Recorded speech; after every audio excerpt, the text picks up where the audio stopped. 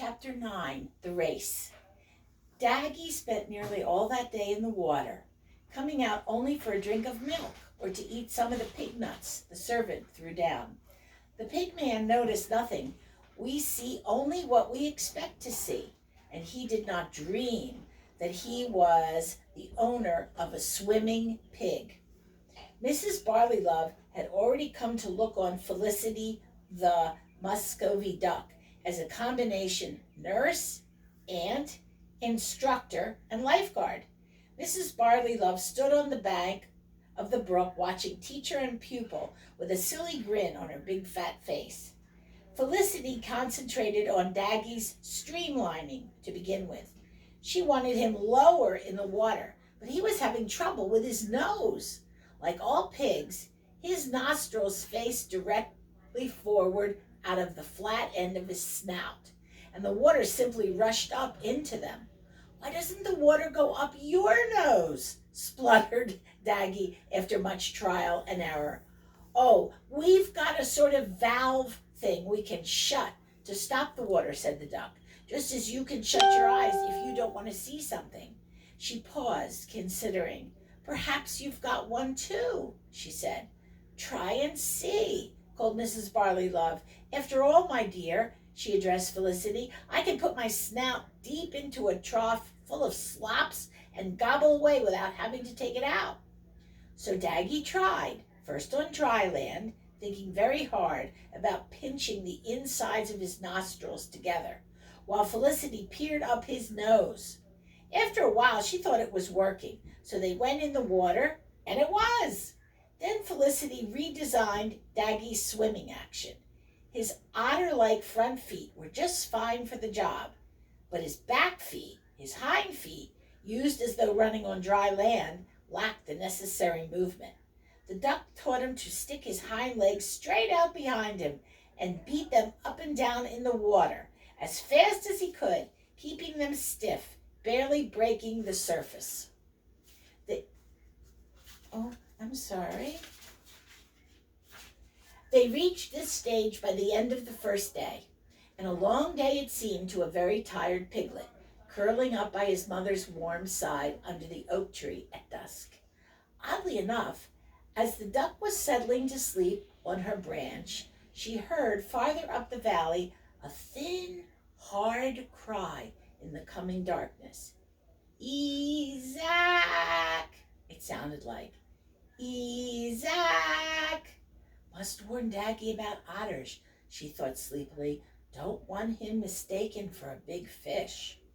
For the next few days, they worked hard at improving Daggy's style, and on the morning of the fourth day, Felicity swam down early from her tree perch and found Daggy already practicing in the pool. "Hello, Felicity," shouted Daggy. "I've just been warming up. You said something about a final trial today." "Well," said Felicity, "I thought we might have a race. I mean, you've taken to the water like a duck, as the saying goes. Let's see if you can beat me in a race." "Hey," Daggy said, "you're a real swimmer. You've been doing it all your life. I'm only a beginner. You'll beat me." "I'm not so sure of that," thought the duck. "It's just for fun," she said, "just to see how you perform over a longer distance. I thought we could start from the end of the pool and swim upstream as far as the Rest Haven boundary fence. The current's not running all that strongly because we haven't had rain for a long time, and it's a pretty straight course, about 200 yards overall, I think. Okay?" "I'm game," said Daggy. "Wait while I get Mommy to watch." "Well, don't bring her here," said Felicity. "Ask her if she'd be kind enough to go to the finish line. Ask her to stand on the bank by the fence and act as judge." 5 minutes later, duck and pig floated side by side at the lower end of the pool. They saw the big spotted shape of Mrs. Barleylove come down to the bank and stand waiting.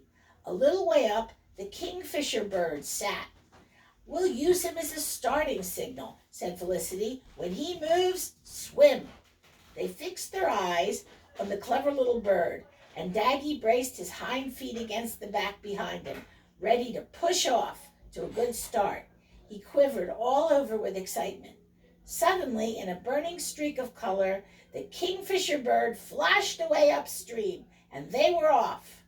For a time they were even, and Felicity, thrusting as hard as she could with her broad webbed feet, began to think that she had overestimated this prodigy.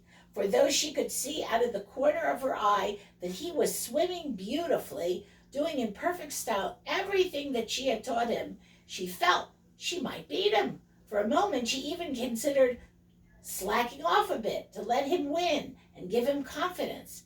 Then she caught his eye, and it seemed to have a twinkle in it. Suddenly, at about the half stage, Daggy Dogfoot changed gears, and Felicity realized that he'd only been playing with her. Twice as low as before his body went in the water, twice as hard as before those otter's feet pulled, twice as fast as before those outstretched hind legs beat, and he shot away in front of her with the speed of a salmon.